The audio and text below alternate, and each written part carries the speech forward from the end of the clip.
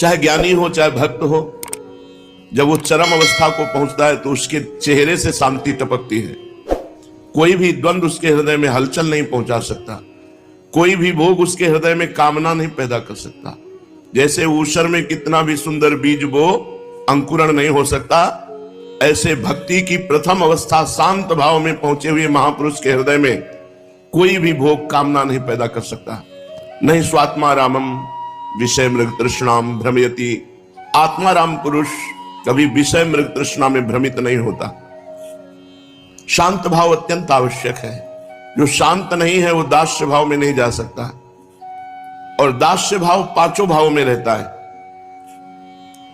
चाहे वो शक्य भाव हो तो दास्य की प्रधानता रहती है, चाहे वात्सल्य भाव हो तो सेवा भाव दास्य की प्रधानता रहती है, चाहे कांता भाव हो तो भी अपने प्रीतम को सुख पहुंचाना दास्य भाव की प्रधानता रहती है, चाहे सहचरी भाव हो इसमें भी दास्य भाव की प्रधानता रहती है। युगल सरकार को आठों पहर सेवा सुख के द्वारा आनंद पहुंचाना।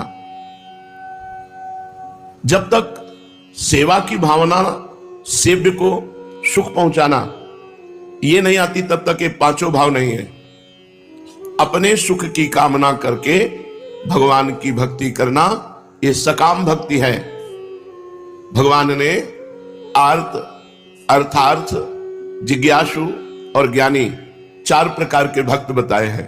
एक संकट निवृत्ति के लिए भगवान की आराधना करता है, एक धन प्राप्ति के लिए भगवान की आराधना करता है, एक भगवान को जानना चाहता है और एक भगवान को प्राप्त हो चुका है। चार श्रेणियां भगवान ने बताई, अर्थार्थी, आर्त, जिज्ञासु और ज्ञानी। पांच भाव बताए, शांत, दास्य, सख्य, वात्सल्य और गोपी भाव। अखिल कोटि ब्रह्मांड नायक भगवान श्री हरि